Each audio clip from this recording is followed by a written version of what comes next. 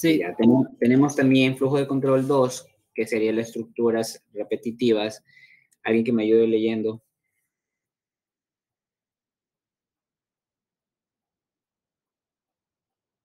Nadie. Flujo de control 2. Estructuras repetitivas. El capítulo introduce la estructura repetitiva, entre paréntesis, mientras, why, hacer mientras, do why, repetir, repeat, desde, para, comando for, examina la repetición, interacción de sentencias en detalle y compara los bucles controlados por centinela, los bucles controlados por centinelas, banderas, etc. Explica precauciones y reglas de uso de diseño de bucles. Compara las tres diferentes tipos de bucles, así como el concepto de bucles y anidados. Muy bien, gracias. Continuamos. A ver.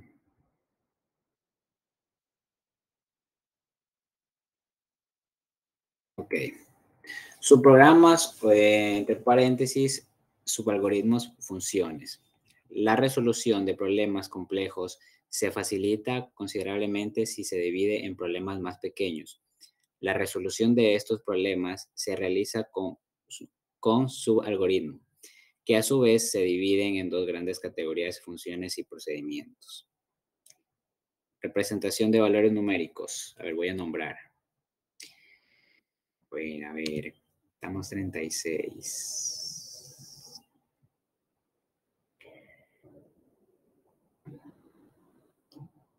Jennifer Castro. ¿Está aquí? Sí.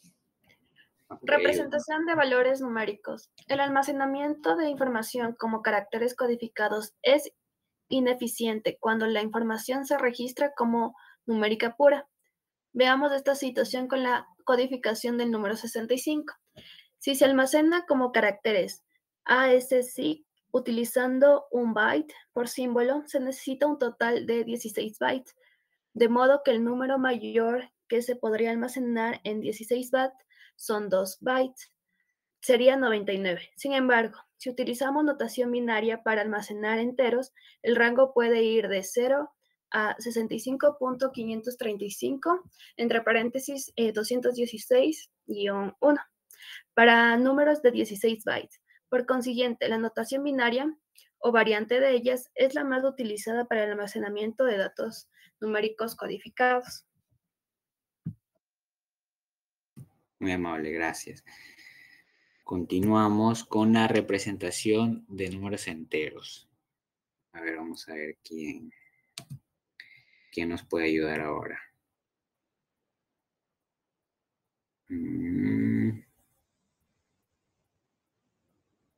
Diana López está aquí.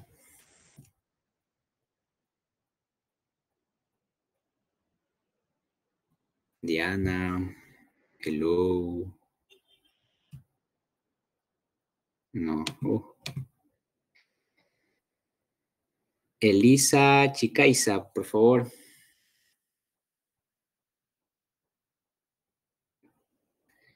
Buenas noches. Buenas noches. Por favor, ¿nos puede ayudar con la lectura? Ya.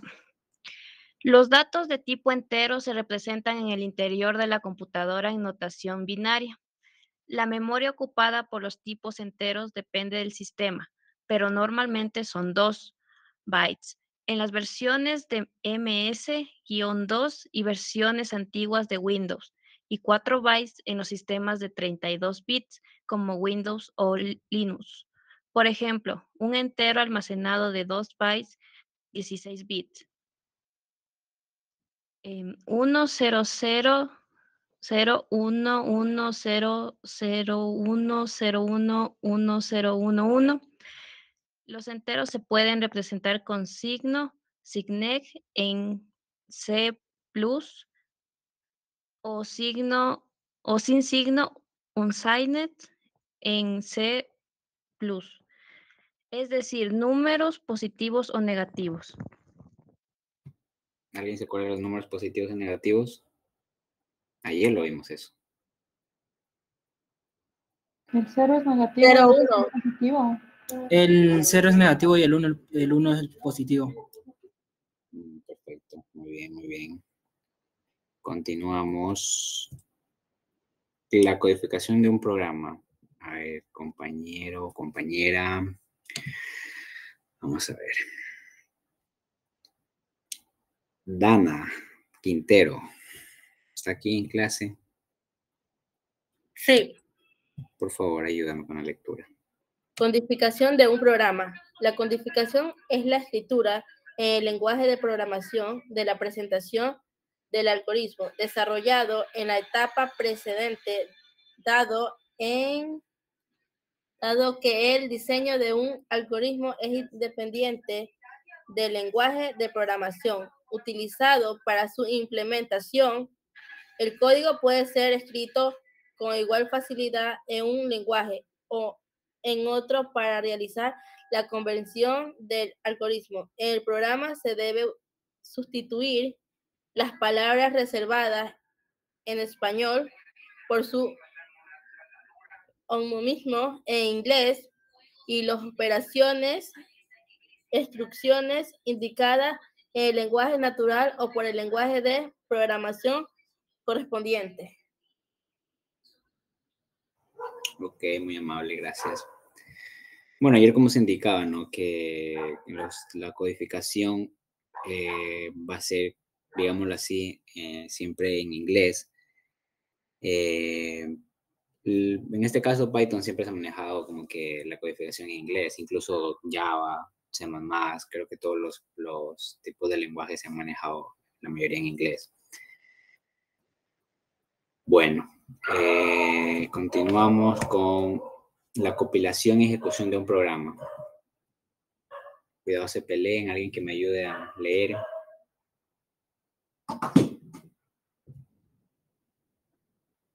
Chuta.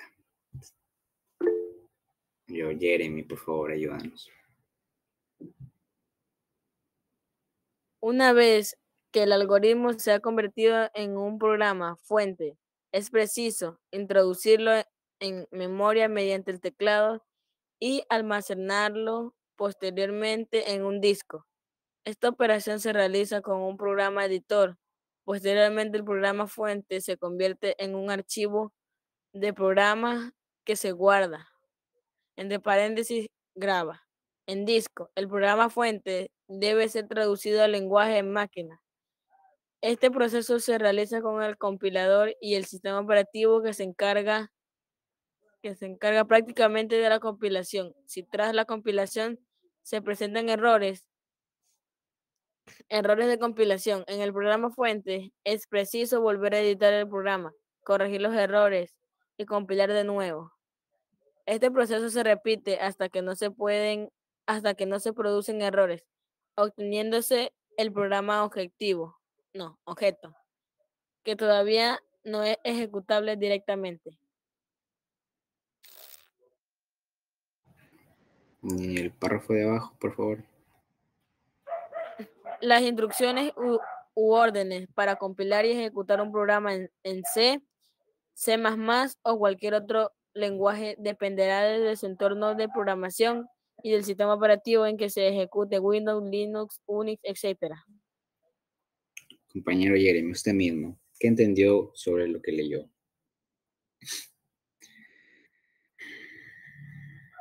Bueno, yo lo que entendí fue en que el algoritmo es un programa fuente en donde se puede introducir una memoria por el almacenamiento de un disco. Ya. ¿Alguien más? ¿O continuamos? Yo entendí que una vez que el algoritmo se convirtió en un programa fuente, que Bueno, le entendí que para compilarlo, pues, se tiene que tener ciertas cosas en mente, tanto como el compilador y el sistema operativo en el que se está ejecutando el programa y el lenguaje donde se está escribiendo. Exacto, muy bien. Muy bien, muy bien.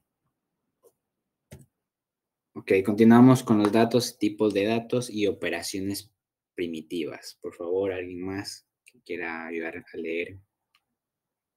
Datos y tipos de datos y operaciones primitivas. El primer objetivo de toda computadora es el manejo de la información o datos. Estos datos pueden ser de las cifras de ventas de un supermercado o las calificaciones de una clase. Un dato es la expresión general que describe los objetos con los cuales opera una computadora. La mayoría de las computadoras pueden trabajar con varios tipos, entre paréntesis, modos de los datos. Los algoritmos y los programas correspondientes operan sobre ese tipo de datos. Aquí tenemos una imagen que dice datos, tipo de datos, operaciones primitivas y un pequeño concepto que nos dice existen dos tipos de datos, simples y compuestos. Los tipos de datos simples son numéricos, lógicos, carácter. Los tipos de datos complejos son sumbrango y enumerados. Ok, muy amable, gracias. Bueno, chicos, mi compañera Dayanara, mi compañera, les va a decir algo acerca de la lección.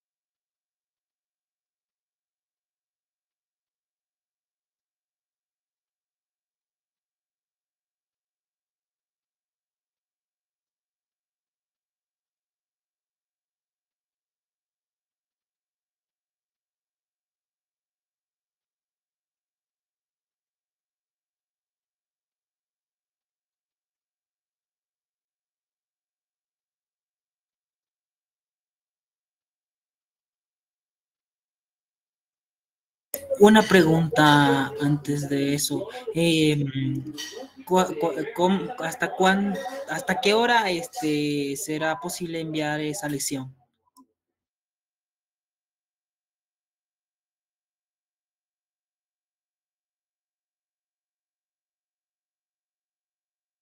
Ah, ya. Entonces las diapositivas de lo que vimos ahorita van a estar en el Classroom.